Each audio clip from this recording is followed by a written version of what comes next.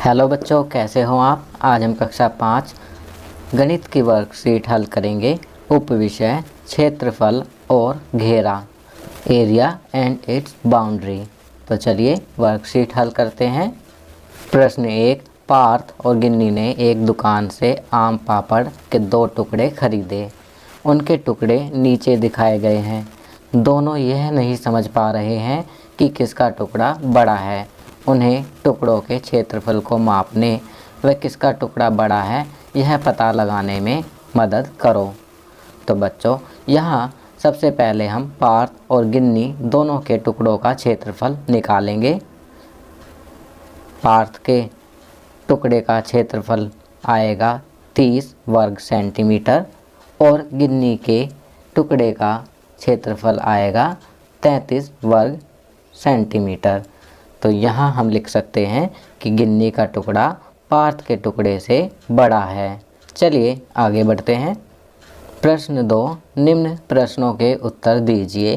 पहला, अरबाज ने अपनी रसोई के फर्श पर हरी वर्गाकार टाइलें लगवाने की सोची है।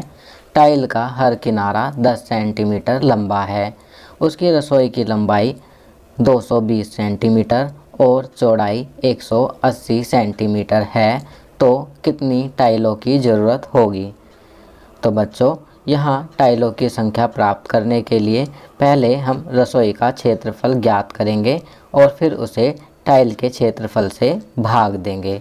तो यहाँ हम लिखेंगे 220 गुणा 180 बटे 10 गुणा 10। तो हमारा उत्तर प्राप्त होगा 396 टाइलें। तो यहाँ पर 396 टाइलें चाहिएंगी।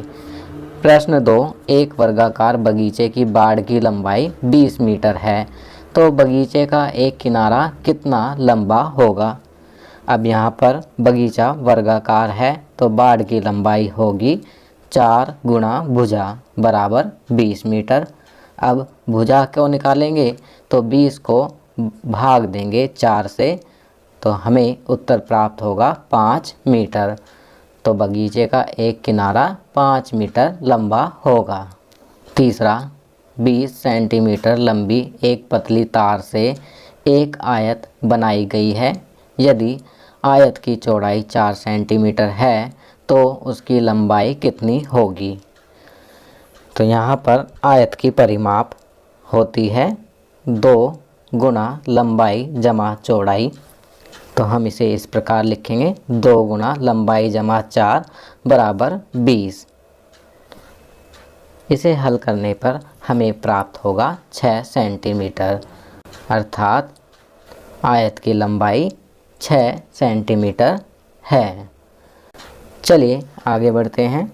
प्रश्न 1, एक चौकोर कैरम बोर्ड का परिमाप 320 सेंटीमीटर है तो उसका क्षेत्रफल कितना होगा। तो यहाँ पर क्षेत्रफल निकालने से पहले हम एक भुजा की माप निकालेंगे जो कि होगा 4 गुणा भुजा बराबर 320 सेंटीमीटर, अर्थात 320 को भाग देंगे 4 से, तो एक भुजा प्राप्त होगी 80 सेंटीमीटर की। तो अब कैरम का क्षेत्रफल होगा, क्योंकि कैरम वर्ग है तो वर्ग का क्षेत्रफल होता है भुजा गुणा भुजा। तो यहाँ 80 गुणा 80 बराबर हो जाएगा 6400 वर्ग सेंटीमीटर। बच्चों, यह हमें ध्यान रखना है कि क्षेत्रफल को हमेशा वर्ग सेंटीमीटर, वर्ग मीटर, वर्ग किलोमीटर, वर्ग मिलीमीटर में बोला जाता है। चलिए आगे बढ़ते हैं। प्रश्न 3, सान्या, आरुषि, मानव और कबीर ने ग्रीटिंग कार्ड बनाए। नीचे दी गई कार्डों की तालिका को पूरा करो। किसका कार्ड।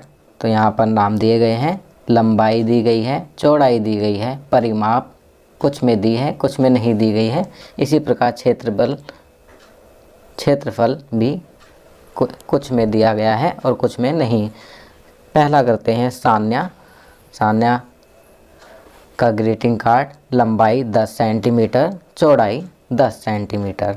परिमाप निकालना है तो परिमाप होता है 2 गुणा लंबाई जमा चौड़ाई, तो 10 जमा 8 बराबर 18 गुणा 2, तो यहाँ उत्तर लिखेंगे 36 सेंटीमीटर।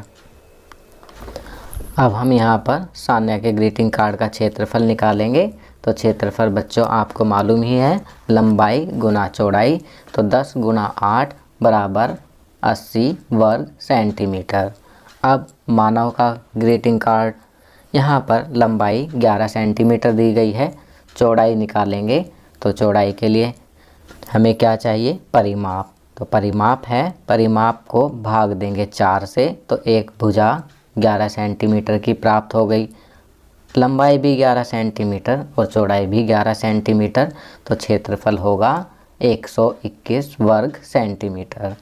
आरुषि के ग्रीटिंग कार्ड की लंबाई हमें ज्ञात करनी है, चौड़ाई 8 सेंटीमीटर दी है, परिमाप भी नहीं है, क्षेत्रफल 80 वर्ग सेंटीमीटर दिया गया है। अब यहाँ पर चौड़ाई 8 सेंटीमीटर है और क्षेत्रफल 80 वर्ग सेंटीमीटर है, तो यहाँ 80 को 8 से भाग देंगे तो 10 सेंटीमीटर लंबाई प्राप्त होगी। और परिमाप के लिए हम इसे करेंगे 2 गुणा 10 जमा 8 बराबर 36 सेंटीमीटर। कबीर का ग्रीटिंग कार्ड, यहाँ पर परिमाप और क्षेत्रफल दिया गया है और हमें ज्ञात करनी है लंबाई तथा चौड़ाई। जैसा कि आप देख सकते हैं, क्षेत्रफल 100 वर्ग सेंटीमीटर दिया गया है, अर्थात इसकी एक भुजा की लंबाई अवश्य ही 10 होगी। अगर एक की 10 है तो दूसरे की भी 10, तो यहाँ पर हम लंबाई और चौड़ाई 10-10 सेंटीमीटर लिखेंगे। चलिए आगे बढ़ते हैं। प्रश्न 4, यदि आपको तालिका में दी गई चीज़ों का क्षेत्रफल निकालना हो तो कौन सी इकाई को चुनोगे? उपयुक्त कॉलम में सही का निशान लगाओ। पहला किया गया है रुमाल, वर्ग सेंटीमीटर में। साड़ी निशान लगाएंगे वर्ग मीटर में। तुम्हारी किताब का पन्ना वर्ग सेंटीमीटर में। स्कूल की ज़मीन वर्ग मीटर में। एक शहर की कुल ज़मीन वर्ग किलोमीटर में। कक्षा का दरवाज़ा वर्ग मीटर में। कुर्सी का आसन वर्ग सेंटीमीटर में। श्यामपट्ट वर्ग मीटर में। भारत का झंडा वर्ग मीटर में। ज़मीन जिस पर कोई नदी बहती हो वर्ग किलोमीटर में। चलिए आगे बढ़ते हैं। जीवन कौशल, एक बैंक की पासबुक के पहले पृष्ठ को देखें। आपको निम्नलिखित में से कौन सी जानकारी मिली, उन्हें लिखिए। बच्चों, आपके पास बैंक की पासबुक अवश्य ही होगी, क्योंकि विद्यालय में आपका खाता खोला जाता है जिसमें आपके पैसे भेजे जाते हैं। तो आप उस पासबुक को निकालेंगे और उसके पहले पृष्ठ को ध्यानपूर्वक देखेंगे। चलिए पहला करते हैं। यहाँ ग्राहक का नाम, तो वहाँ पर आप देखेंगे पासबुक पर कस्टमर नेम, ग्राहक का नाम लिखा होता है। जैसे मैं यहाँ लिख रहा हूँ राहुल। दूसरा, खाता संख्या, अकाउंट नंबर में अंकों की संख्या। अब यहाँ पर खाता संख्या में अंकों की संख्या, तो बच्चों यह अलग अलग बैंक में अलग अलग होती है। किसी बैंक में 13, किसी में 14, किसी में 15, तो मैं यहाँ पर लिख रहा हूँ 15। तीसरा, बैंक का नाम, तो आपका अकाउंट जिस बैंक में है आपको उस बैंक का नाम लिखना है। मैं यहाँ पर लिख रहा हूँ यूनियन बैंक। चौथा, बैंक की शाखा, तो यहाँ ब्रांच ऑफ बैंक लिखना है आपको कि आपका बैंक कहाँ पर है। मैं यहाँ पर लिख रहा हूँ शास्त्री नगर। पांचवा, MICR कोड 9 डिजिट। बच्चों, MICR कोड 9 डिजिट का होता है। यह भी आपकी पासबुक पर लिखा होगा, तो आप इसे लिखेंगे। मैंने भी MICR कोड 9 अंकों का इस प्रकार यहाँ लिखा है। छठा, IFSC code 11 digit. IFSC code 11 digit का होता है, तो आप अपने बैंक का IFSC कोड लिखेंगे। जैसे यूनियन बैंक का होता है UBIN, उसके बाद 7 डिजिट्स होती हैं। तो बच्चों, ये सभी जानकारी आप अपनी पासबुक में देखेंगे और देखने के बाद अपनी वर्कशीट में लिखेंगे। चलिए आगे बढ़ते हैं। प्रश्न 2, परिवार की मासिक आय चार्ट 1 और किसी विशेष महीने के लिए परिवार के खर्च चार्ट 2 के लिए नीचे दिए गए चार्ट पढ़ें। दिए गए प्रश्नों का उत्तर दें। चार्ट 1, परिवार की मासिक आय, क्रम संख्या 1 2 3, सदस्य दादाजी, पिताजी, माताजी। आय दादाजी की 7,000, पिताजी की 9,000, माताजी की 6,000। चार्ट 2, परिवार का खर्च, क्रम संख्या, खर्चे के मद, राशि। पहला बिल, बिजली बिल, फ़ोन बिल आदि 1,500 रुपये। दूसरा किराया व फीस 6,500 रुपये। तीसरा राशन व अन्य 5,800 रुपये। चलिए अब तालिका देखने के बाद पूछे गए प्रश्नों के उत्तर लिखते हैं। पहला, परिवार की कुल मासिक आय क्या है? तो यहाँ पर हम चार्ट 1 में परिवार की मासिक आय दी गई है, इसे जोड़ेंगे तो हमें उत्तर प्राप्त होगा 22,000 रुपये। दूसरा, दिए गए महीने के लिए परिवार का कुल खर्च कितना है? चार्ट 2 में खर्च दिया गया है, इसे जोड़ेंगे तो हमें उत्तर प्राप्त होगा 13,800 रुपये।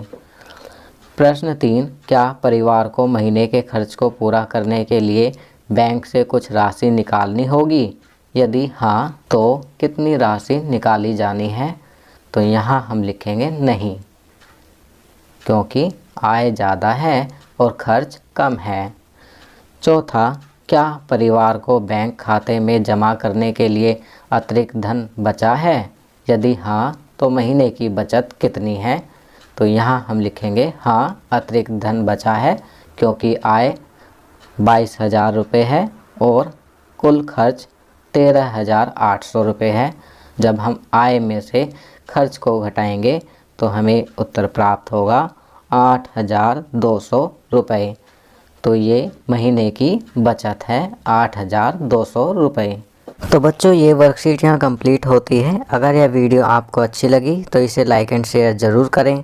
अन्य विषयों पर बने हमारे लेटेस्ट वीडियोस को देखने के लिए चैनल को सब्सक्राइब करना ना भूलें और देखते रहिए हमारा channel knowledge kingdom. Thank you.